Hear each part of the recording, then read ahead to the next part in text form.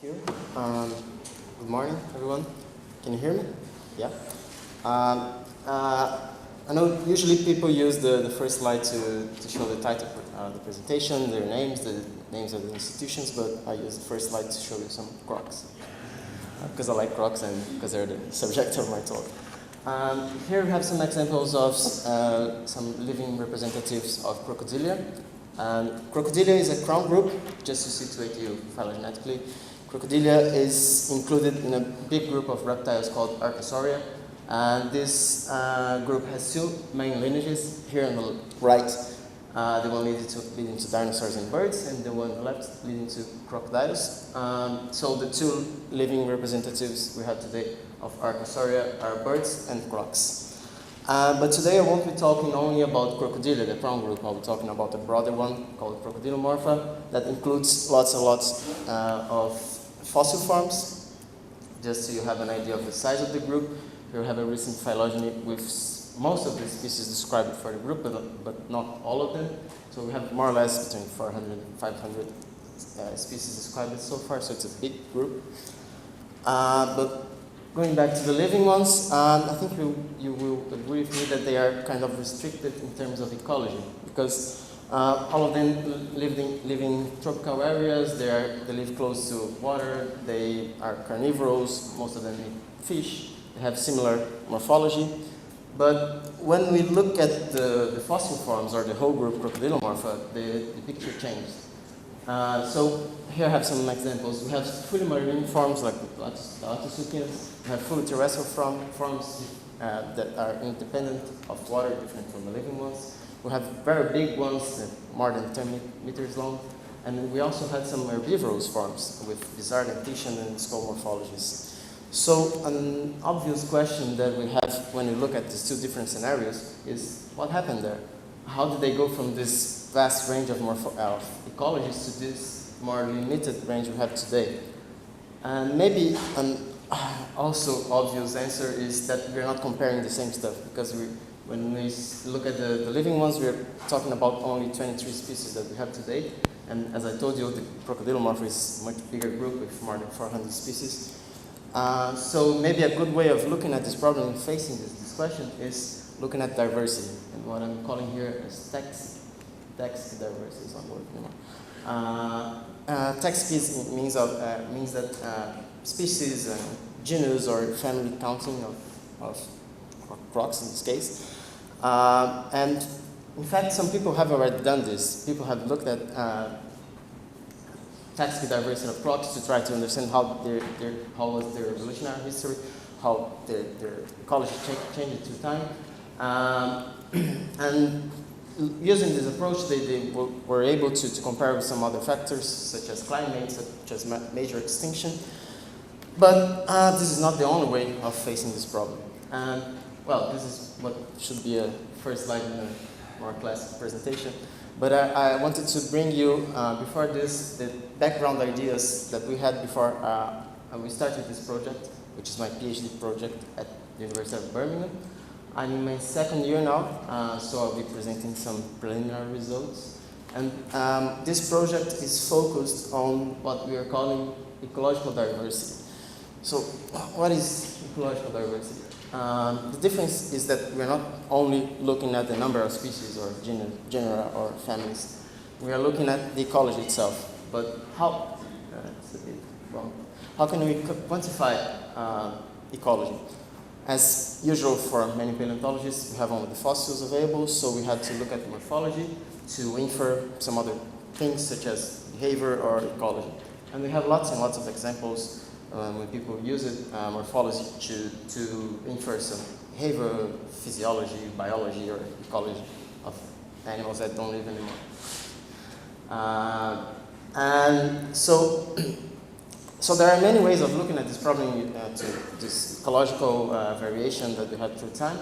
And before I started my project, we needed to define which kind of specific questions we wanted to answer.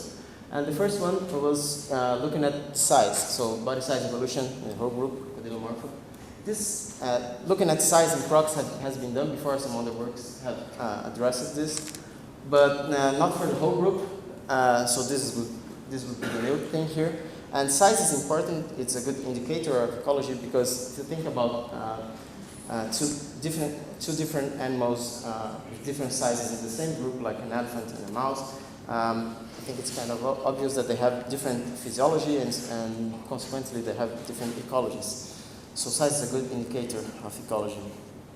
And for this part of my project, we use this CL, which is the complete skull length in dorsal view of crocs, as a proxy to estimate the complete size, complete body length of the animals.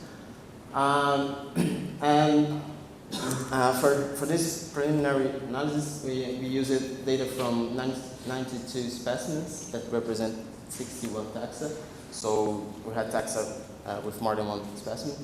And for this, I used only data that I collected at first hand using museum collections. So yeah, it's preliminary. The approach we used was the model fitting one. So we had time-calibrated phylogeny secretary of crocodylomorphs, and using R, we were able to fit some evolutionary models that assume some modes and rates of evolution, and the data that we have here for sizing crocs. And we fitted 4 models. The first one, BM here, is Brownian motion, so he assumes that evolution is kind of random.